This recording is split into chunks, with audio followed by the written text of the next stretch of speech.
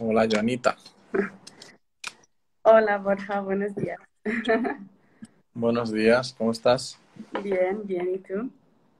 Bien, bien, todo bien. Genial. Bueno, es nuestra primera prueba live con la Asociación Ibérica del Bambú, a ver qué tal va y cuántas personas vamos a tener aquí. Bueno, seguro que va bien y Sí, gracias por invitarme. bueno, buenos días, buen día. I'll switch to English now as this interviews and the future of this interviews are going to be in English. First of all, as well, thanks for. I would like to thank Borja to be available and present for this interview. This is a little bit on to finish and to a week of celebration regarding the International Bamboo Day that was on the 18th of September. As the association, we had a few activities, and this is a little bit to do the close up. So I'll do a few introductions, and then we will start as well with our interviews. And in the end, feel free to ask us questions, either in Portuguese or in Spanish or in English. Okay. So Borja is the responsible for the global policies at the International Organization for Bamboo and Rattan, INBAR, that is based in Beijing. Founded in 1997, INBAR is the first international intergovernmental organization based in China and dedicated to promote the use of bamboo and rattan for sustainable development. That's why for us it's so important to have Borja today to help us to kind of understand bamboo better and what's the position and the importance of bamboo as well for Europe. We know that the interest in sustainability has grown a lot in recent decades, and that is what happened to us. A few young people from the Iberian Peninsula that came across with bamboo, and during the first Iberian Symposium in 2019 in Madrid, we started to dream about making this association a reality. So what is the association, the Iberian Association of Bamboo, as we call it AsIB? We aim to be a platform that allows dissemination, facilitation, and connection and knowledge that brings together all those passionate people about bamboo, professionals, curious, and that promotes and used by questioning the public and private sectors. So we really want to be a platform for people that are curious about bamboo, that don't really know where to go, and also to gather everyone in pro of a common goal.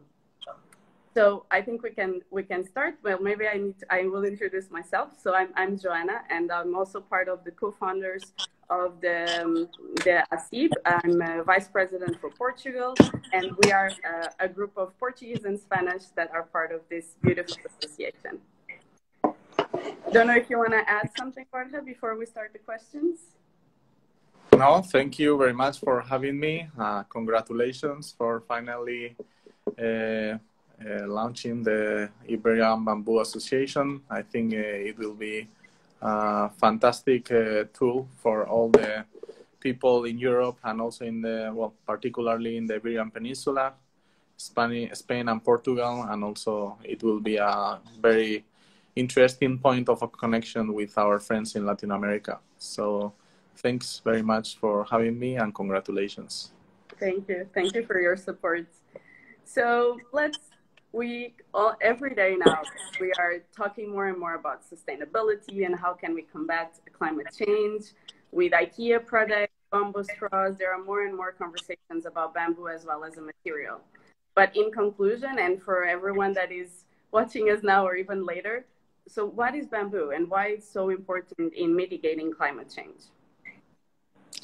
Yes, so bamboo is this very interesting plant which grows indigenously in the tropics and subtropics of the world. Basically, it grows everywhere. It grows in the Pacific, it grows in Asia Pacific, it grows in Africa, it grows in Latin America, it grows in the Caribbean, and also it grows in some parts of North America. It also, most people don't think that bamboo can grow in Europe, but it also grows in Europe. So that's important to say. It's not an indigenous species in Europe, but actually there is bamboo in Europe already. There are a few plantations, and also there are some interesting projects in Spain, Portugal, Italy, and some other countries where they are planting bamboo for different reasons. But with this, I mean, there's bamboo everywhere, and there's many examples of what can be done with bamboo. Bamboo is a very interesting tool also for three very important areas which we are very keen on. One is climate change, of course, all it can do to fight climate change.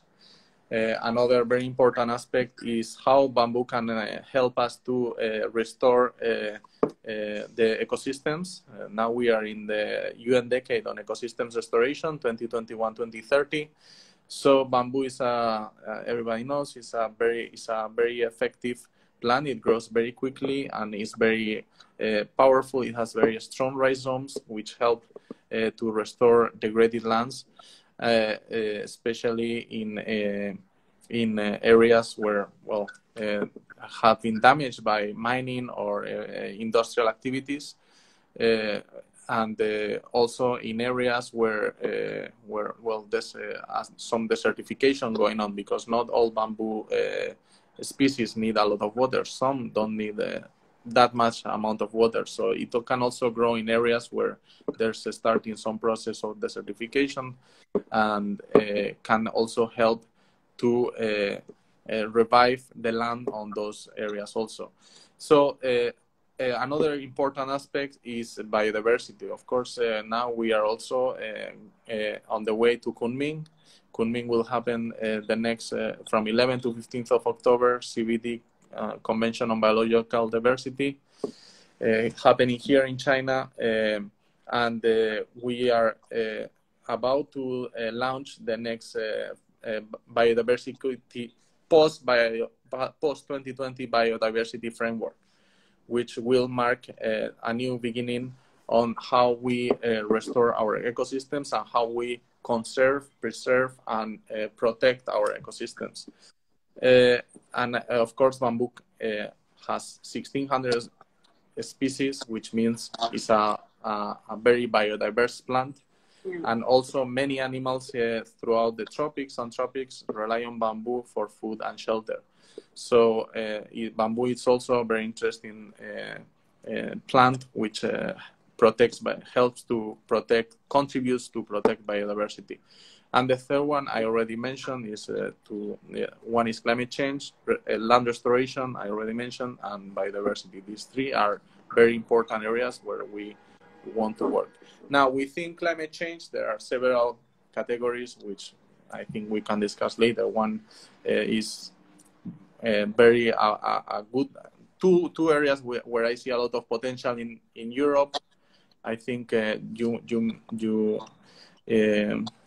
will be very... Yes, maybe, yeah. Because I know we can, this is like such a, immense topic that this could be a really, really long conversation.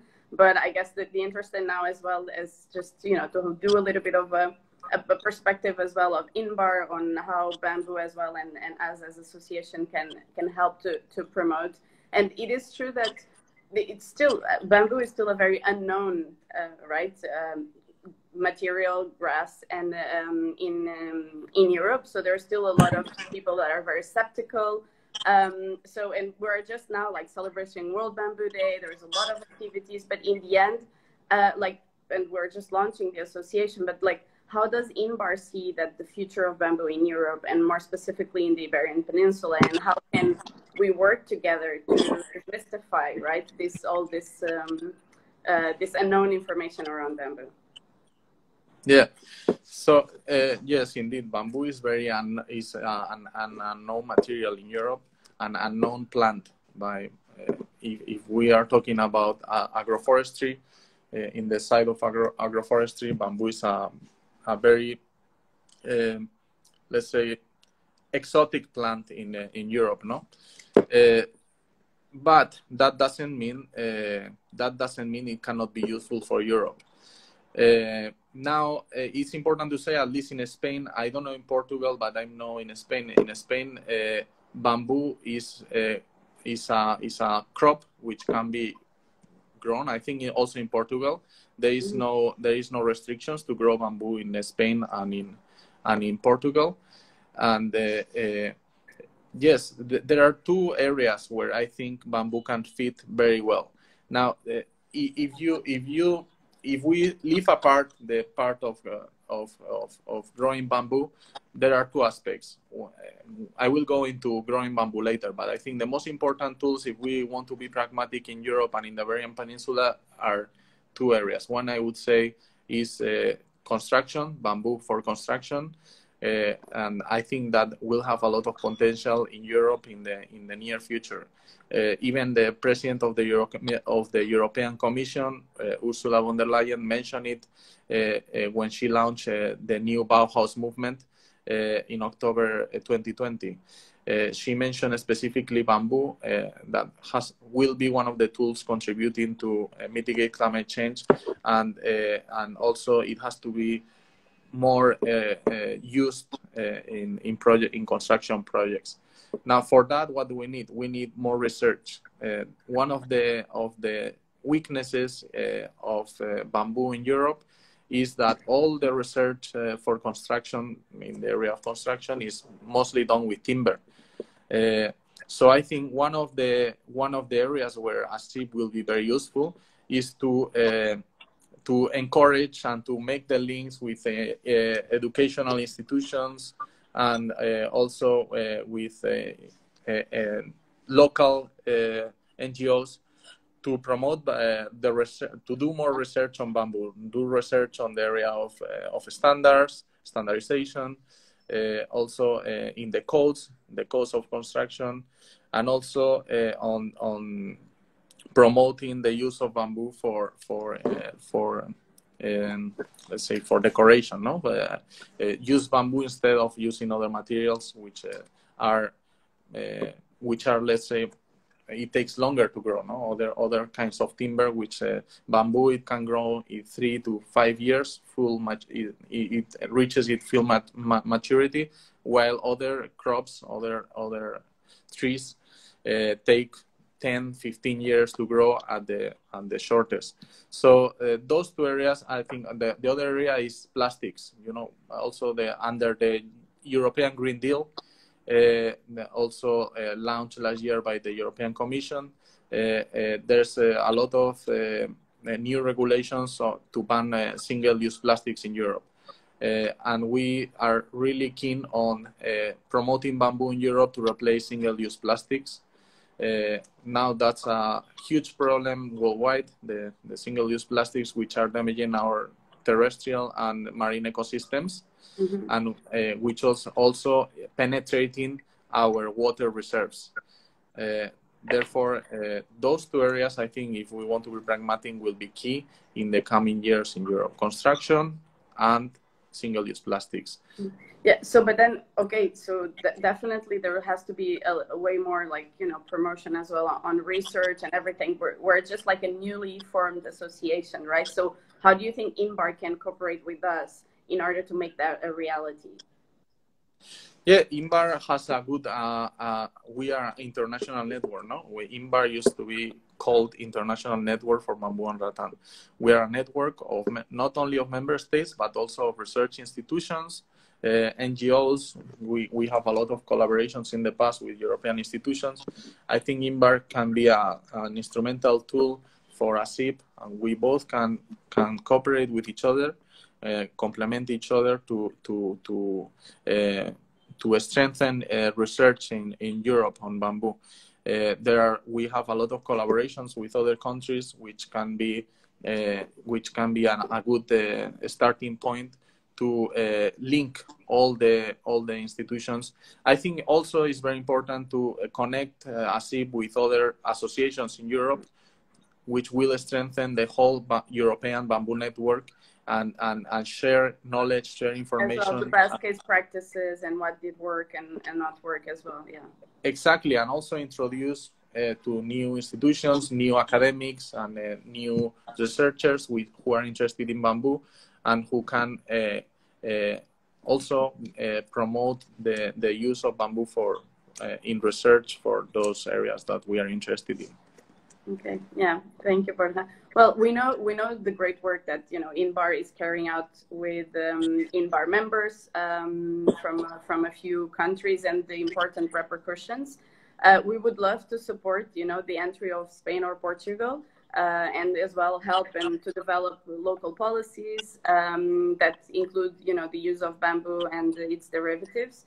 But do you think it's going to be able to, that soon a European country will be part of INBAR? Well, INBAR already works with some European countries, in particularly with Spain in Latin America. Spain is one of the biggest founders of INBAR projects in Latin America. We wish to have some European member states sooner or later in Europe. We are working for that. We have already done quite a lot with Spain. I think there is interest. The interest is growing both in Spain and in Europe. And for that, to have a member state, you have to first create the basis. Now, we are creating now the basis for European members to need assistance, because at the end of the day, we're a technical institution. If the governments don't need us, then what is the point of being a member state of INBAR, no? So they will need assistance once the European bamboo sector takes the place that it should have in the areas that we have been considering. But just one of the key areas that I always strengthen research in Europe. If we strengthen research, the government will get also interested, because the government has no knowledge about bamboo. You go to I've been to the Ministry of Agriculture of Spain 2 or 3 times, and they have very little knowledge about bamboo. And there is very little knowledge in the universities about bamboo, about how to grow bamboo, or how to harvest bamboo, or how to construct with bamboo. So the government. But there is, I would say, sorry to interrupt, but I would say there is a big interest in understanding, at least in Portugal and the contact we've been having with some universities.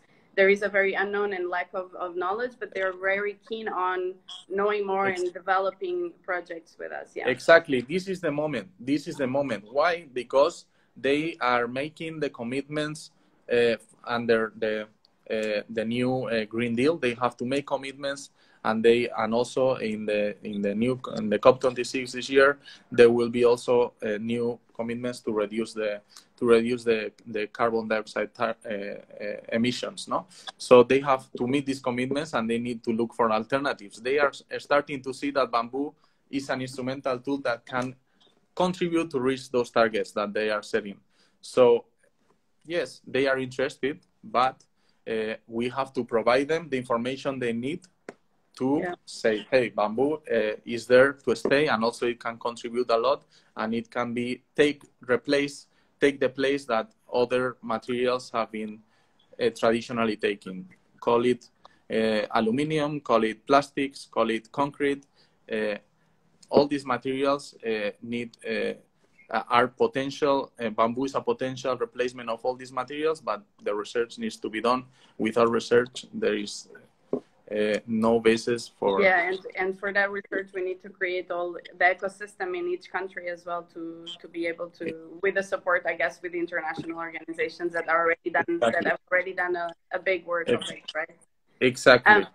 So, like... In INBAR, by the way, important to say, for AsIB also, we have a very big database that I think you should, in AsIB, it can be useful to AsIB. You should go to our website. We have a resource database with many manuals, with many interesting publications that can be also instrumental for countries like Europe.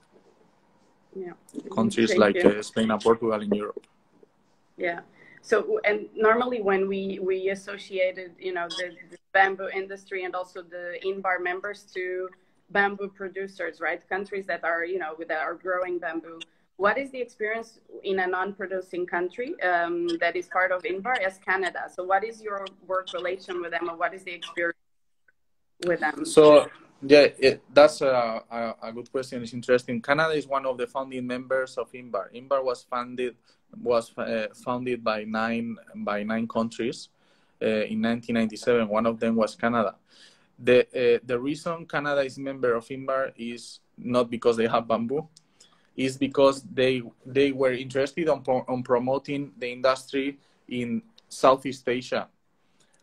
Actually, the headquarters of INBAR before used to be in India, and then at that time it was not. It was more like an NGO, a research institution, and then it was China said, okay, we want to make this more formalize it, and they offer to provide the support to establish a headquarter with a formal research as a formal research institution. So Canada was at that point was one of the founding members, and since then they have been very committed on and they believe on bamboo. They really believe in bamboo. It's important to say Canada is one of the biggest importers of bamboo, together with the European Union and the US. So they don't produce bamboo, but they use it. They are a consumer country. They use it for many things. They buy a lot of products made in China, or they even buy the bamboo from China or from South America, and they create their own products out of bamboo. So they have two things. One, they buy the products already finished, and they also buy the raw material to provide value added. Also, so they were one of the first ones that also believed in the material when it was even more unknown as now. So exactly. That's so interesting, because I think as well people in Europe think, oh, but it's not, it's like you cannot grow bamboo here. Why should we, promote that material here? So it's also interesting to see different perspectives and how can we still added value with that. Yeah, Canada was one of the first countries that saw the value of bamboo for sustainable development. Yeah. The Canadians are very advanced. They have a lot of a very good view of useful things to help poor communities around the world. They were one of the global view, exactly. Yes, yeah. A global view, and also they provide a lot of aid. So they have a lot of experience on what works and what doesn't work. Usually it is said, teach a man how to fish, and he will eat forever. Give a man a fish and he will eat one day. Teach a man how to fish and he will eat forever. So they saw bamboo as the way of teaching the communities to fish. And a little bit part of the future already. Yeah. Well, I think we could go, and I had a few more questions here, but this was supposed to be like a short interview, and for sure we're going to do more and more. I think as a conclusion, and for the persons that are going to watch us and they don't really know a lot as well about INBAR, what have been the main achievements of INBAR in the past few years? So how have the association as well evolved and growth in terms of achievements, so that everyone that is watching us can understand as well the impact in the last few years? Yeah, INBAR is a technical institution which provides assistance to its member states. Through them, through their ministries, we establish projects in our member countries. So we have a lot of projects around the world, in Latin America, in Africa, in Asia, and a lot of experience with bamboo to help communities to get out of poverty, or to create a bamboo value chain, let's say. So in the last few years, I could say, in the last 10 years, we have some statistics on how much employment through our projects we have been created. In the last 10 years, we have created more than 250,000 jobs worldwide. Well, we are a small organization, but it's a big achievement, together with our partner, the International Fund for Agricultural Development, who helps to fund a lot of our projects, and also the Spanish Cooperation Agency. And we expect that in the coming years that number will be doubled. For example, now in the context of COVID-19, that is very important. to help our member states to become more resilient, to diversify the economies, and also to help the smallholder farmers to have an income to support themselves. So yeah, I would say for me the most important achievement is job creation and also poverty alleviation. Those are two of the most important achievements that INBAR has been doing in the last 25 years. Okay. Thank you, Borja. Well, I think before I conclude, I will just maybe open questions. So this is our first time doing Instagram Live. I think if you have any question, you can just write in the chat and just let us know if there is.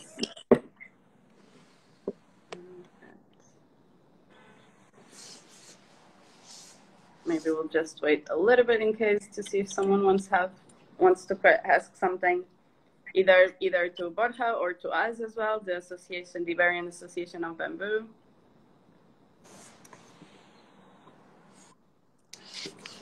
Probably not. I hope this is working, the Q&A.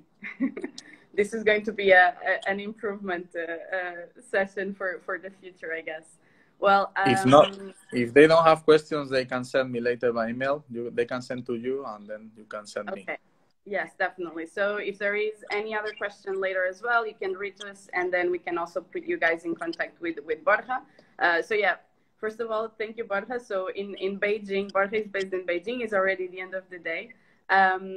Really a special thanks to you for your time and for being part of this Iberian Association of Bamboo launch during our International Bamboo Day celebration. So, or more like International Bamboo Week celebration, because we had a few activities during the past few days. I believe we end our activities of this week in the best way, with important insights and also bringing to our audience some awareness of what's INBAR and how we can work together to promote bamboo in Europe, and more specifically in the Iberian Peninsula. So thanks again, and feel free to contact us. Join AsIB if you're curious, if you want to be part of the bamboo growth and awareness in Europe, and we're happy to work together. Thank you. Thank you very much, and congratulations again. Goodbye, Thanks, Joanna. Bye. Bye-bye.